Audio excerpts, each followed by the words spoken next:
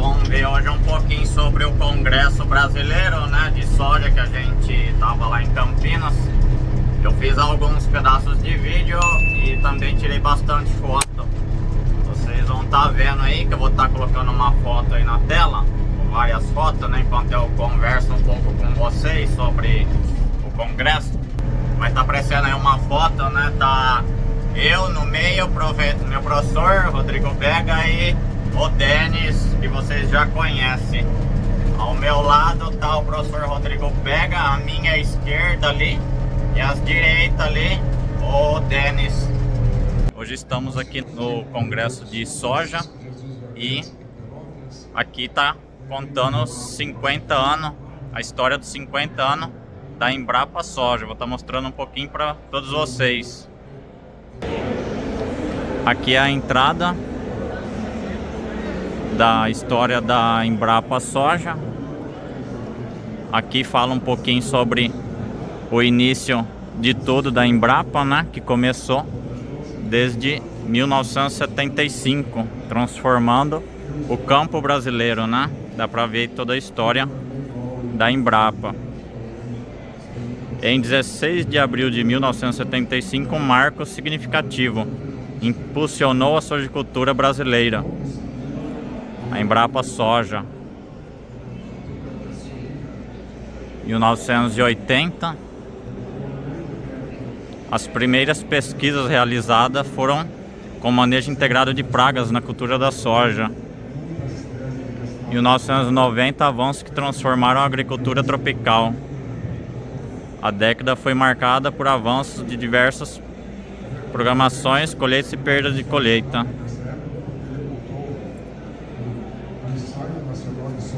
Inovação que transforma o tempo.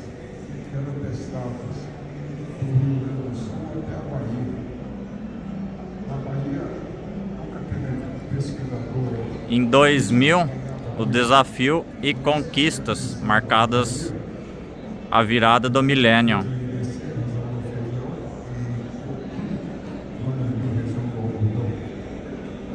Olha aí, aqui é um marco para o desenvolvimento de cultivares de soja mais precoces. Permitiu a expansão de áreas da segunda safra de milho.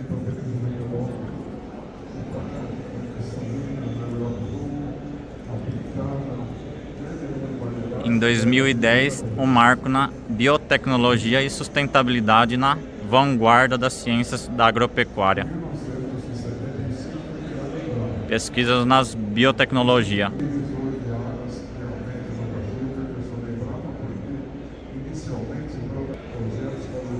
2020, valorização do sistema de produção de soja e lançamentos de programa de baixo carbono. E 2025, Embrapa de Soja 50 anos. Ciências e inovação para o campo. Olha aí os resultados.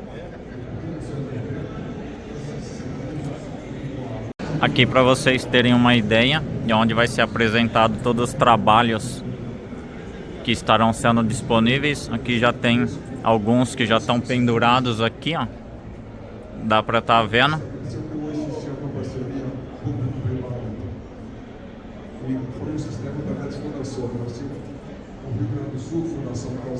Por enquanto, os trabalhos estão sendo somente pendurados aqui. A partir de amanhã que começa a apresentação de cada trabalho.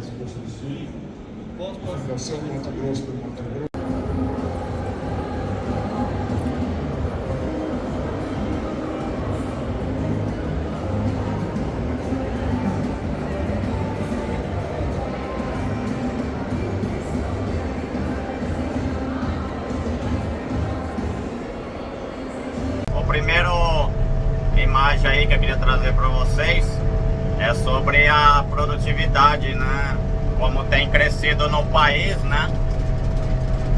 Vocês podem ver aí que saiu mais ou menos de 22 milhões em 1993 por aí, para 2025 151 milhões, né, de toneladas de soja produzida em todo o país. Isso é impressionante, né? o tanto que o país tem crescido em produtividade de soja, tecnologia. A gente também viu sobre a competitividade, né, que o Brasil tem com relação aos outros países, né? O custo de produção e tudo mais vai estar aparecendo aí, vocês podem estar pausando o vídeo para dar uma olhada, né? Mas é interessante ver os posicionamentos dos países, né? Como é que eles estão comparado aí ao Brasil, né? Outra coisa interessante aí também que dá pra ver é na conclusão aí lá que o cara colocou, né? Que é basicamente um resumo, como a geopolítica pode influenciar nos preços de mercado da soja futuro, né? No futuro aí principalmente, e a demanda pela China, produtividade, vários fatores aí que influenciam e impactam no custo de produção, no preço da soja, né? E demais fatores. Dessa primeira palestra que a gente teve lá, era mais sobre isso que falaram, né? Esse seria o assunto principal lá. Eu trouxe aí o principal aí que acho que todo mundo quer saber, né? Atualidade. E a gente vai estar vendo agora sobre sementes, né? Que a gente viu lá. Eu acabei tirando foto somente de um slide, que era o que meio que resumia tudo lá, que é esse daí, ó, sobre germinação e vigor de sementes, né? E é impressionante ver como que o vigor da semente impacta absurdamente na qualidade de desenvolvimento das plantas e plantio. Vocês conseguem ver aí na imagem as bolinhas aí, amarela e branca, né? Que elas representam as falhas que tem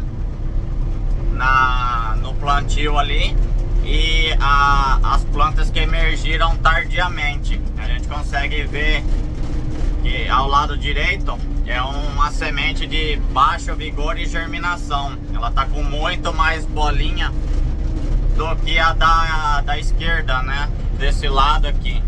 Vocês vão estar vendo, eu não sei que jeito que vai estar a imagem, se vai estar invertido ou não, mas dá pra ver. O lado que tem bastante bolinha amarela e branca é a semente de baixo vigor, né?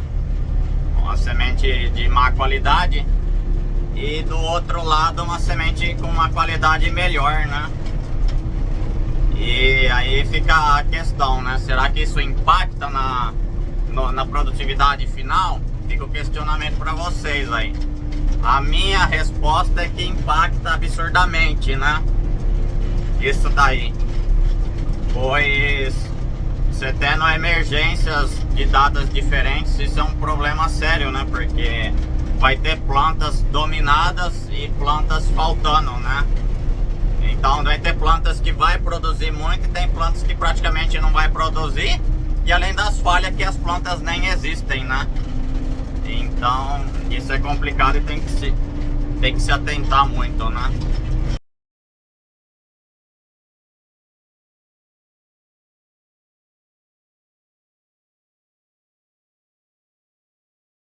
Pessoal, aí depois na outra palestra ali teve bastante sobre nível de manejo, né? Vocês vão ver aí mudanças climáticas e usar, que vai estar aparecendo aí os slides, que é onde é uma nova forma que tá vindo para poder fazer o seguro rural. Então o ZAR, que é um novo seguro rural que vai começar a ser exigido, que tem várias zonas de manejo. O clima tá se comportando, né? Tem até uma frase aí do David aí que vai estar aparecendo aí no vídeo, que eu não me lembro certinho. Vocês dão uma olhada aí. E o que é, né, esse novo seguro? Que é uma nova maneira de estar caracterizando o produtor rural no seguro agrícola, né? Ou seja, aquele produtor ali que está no início, que praticamente prepara o solo, só faz o basiquinho ali, ou aquele produtor que já começou, né, fazer plantio direto, plantar em nível, Aí tem o outro produtor que já está há vários anos plantando direto, fazendo milho safrinha com braquiária ou plantas de cobertura, levando esse solo num patamar bem alto, que aí gera um menor risco, né, de quebras por déficit hídrico, problemas climáticos, né? Então dando aí um grande incentivo ao produtor estar melhorando o seu manejo. É o que estão tentando implementar, né? Eles apresentaram um breve modelo que está sendo implantado no Paraná e vai começar a se expandir a todo o país, né? Já em breve, acredito que nessa safra talvez já vocês vão ouvir a falar sobre isso, né? O ZARC. Então, se vocês ouvirem, já sabem mais ou menos como isso varia ao longo de diferentes datas de plantio ao longo do ano, tá? Então, essa base de informações do zoneamento, pessoal, ela é muito útil quando a gente olha para o resultado dos mais de 5.500 municípios brasileiros aí, a gente consegue ver com clareza qual é o tamanho da janela viável de plantio em cada município. Uma janela longa, uma janela curta, quando que ela inicia, né? Quando que inicia, quando que abre a janela de plantio, quando que fecha essa janela de plantio, períodos ali de risco médio ou alto, né, de 30% e 40%, qual que é o período mais favorável com menor risco, e assim por diante.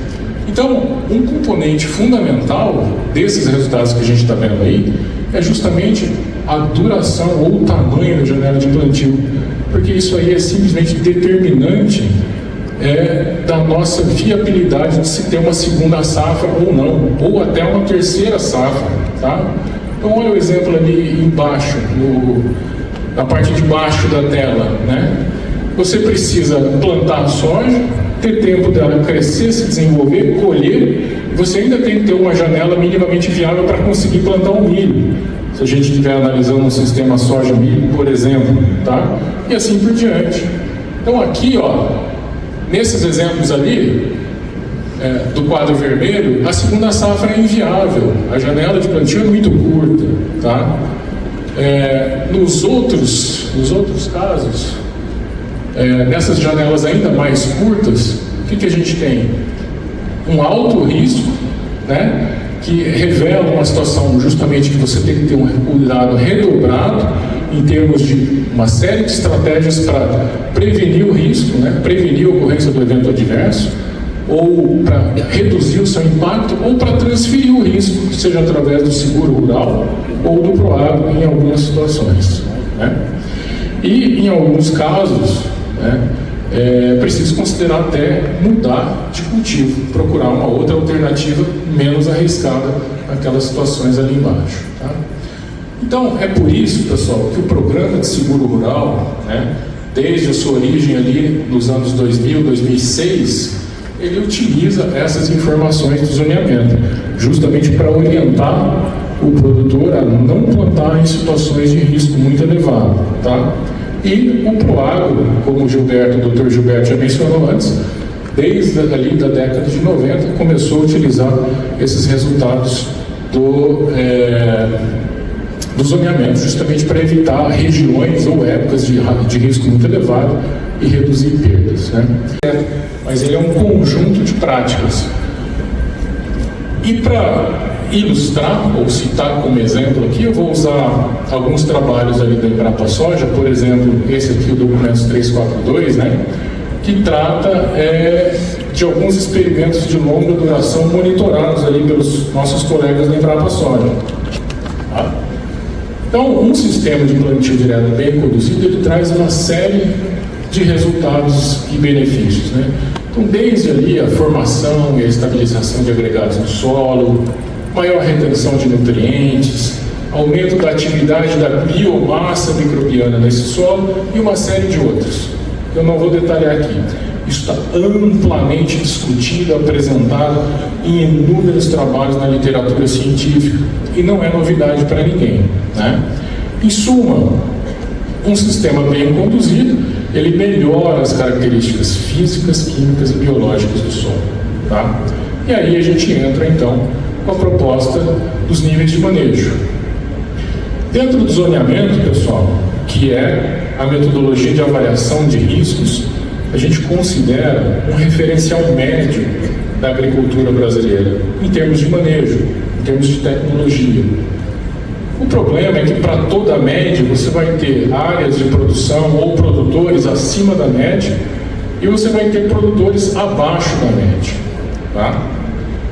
Então, a solução para isso começa a aparecer aqui nessa primeira publicação de 2022. A gente começou a trabalhar nessa metodologia com esse grupo aqui. Então, liderou esse trabalho o Dr. Henrique De Biasi, Dr. Júlio Franchini, Dr. Zé Renato Farias, né, junto com coautores, né? E aqui o pessoal colocou as bases para a gente, primeiro, uma metodologia de classificação, de mensuração. Como que eu digo que esta área aqui é nível 1 e essa outra aqui é nível 3? Então, a primeira etapa consistiu na definição dessa escala de indicadores, que ela é baseada no tempo sem revolvimento do solo, nos cultivos em rotação, no número de cultivos em diversidade,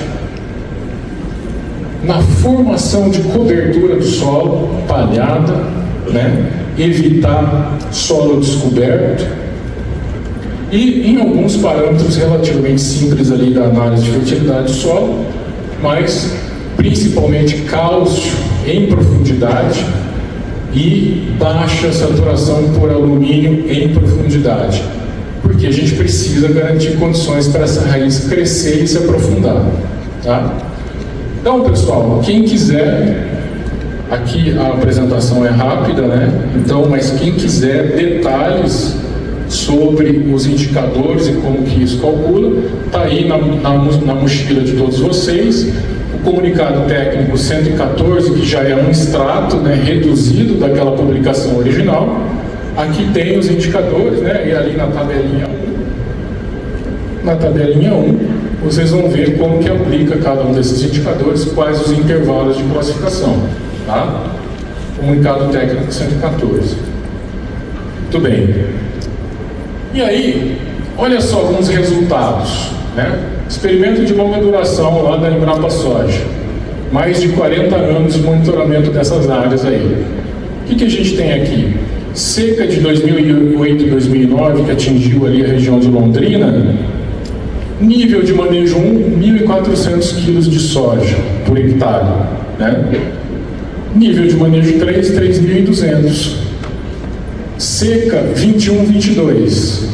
Nível de manejo 1, 2.500 quilos. Nível de manejo 3, 3.900 quilos. Uma diferença de mais de 50% no primeiro caso e quase 33% ali no segundo caso.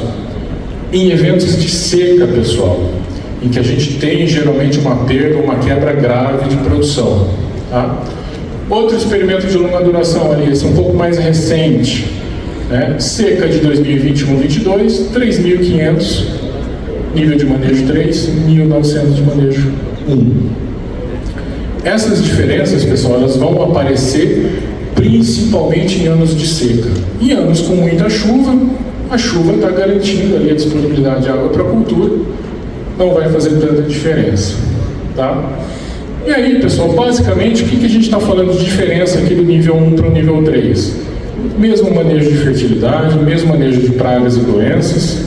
A diferença aqui do ponto de vista de manejo é principalmente o não revolvimento do solo, a presença de cobertura do solo com palhada e o uso de cultivos de cobertura, né? No último slide aí, ó, eu tava olhando, eu queria falar para vocês que dá para ver ali, né, os níveis de categoria, dá para ver os amarelinhos todo ali, o solo que tem mais matéria orgânica, é mais estruturado, uma melhor produtividade, uma melhor estabilidade. Aí tem no quadrinho em cima ali, às direitas, dá pra ver que tem as raízes da planta de soja ali, né? Dá pra você ver onde o solo é mais compactado e onde não é. Onde o solo tá mais estruturado, melhor, dá pra ver um crescimento maior de raiz. Então esse que é o intuito que eles querem trazer pros arques. E tem um gráfico embaixo à direita que dá pra gente ver duas linhas, né? A azul é um plantio mais convencional, um solo mais, como se diz, pouco trabalhado, né? Pouco estruturado, que é o que a gente sempre comenta. E dá pra ver que a linha ela morre bem antes ali, né? Ou seja, é o período onde a planta começa a perder muita produtividade por estresse hídrico. E a linha verde de cima dá pra gente ver que ela se prolonga mais até chegar na baixa umidade do solo, que é um solo mais estruturado, com raiz, poros para absorver melhor água. E dá pra ver a diferença de dias, só vocês olharem aí a diferença de dias que a planta fica com mais água ou sem água, né? Ou seja, um solo melhor, tá comprovado aí, ó, que aí ele absorve mais água. Uma planta com tipo, praticamente 30 dias aí sem chuva, que ela consegue aguentar o estresse hídrico, enquanto a outra com 12 dias já estava em completo estresse hídrico, né? Uma diferença aí de 15 dias a mais. E aí, será que faz diferença no final? Isso sim faz diferença, porque vai fazer com que o produtor deixe de quebrar, né? De não conseguir pagar suas contas. Então, tem uma estabilidade produtiva melhor e tá sempre estabilizado ali. Então, se você gostou do vídeo, já mete o dedão nesse joinha aí, ó. E não se esquece de se inscrever e ativar o sininho para não perder notificação de vídeo novo. E tem mais um ou dois vídeos aí falando sobre o congresso lá. E acompanhe os próximos vídeos aí sobre as colheitas que estão por vir aí. Quem é do Instagram lá já tá vendo os vídeos de colheita já, que saíram esses dias. Então é isso. Vou ficando por aqui e até o próximo vídeo.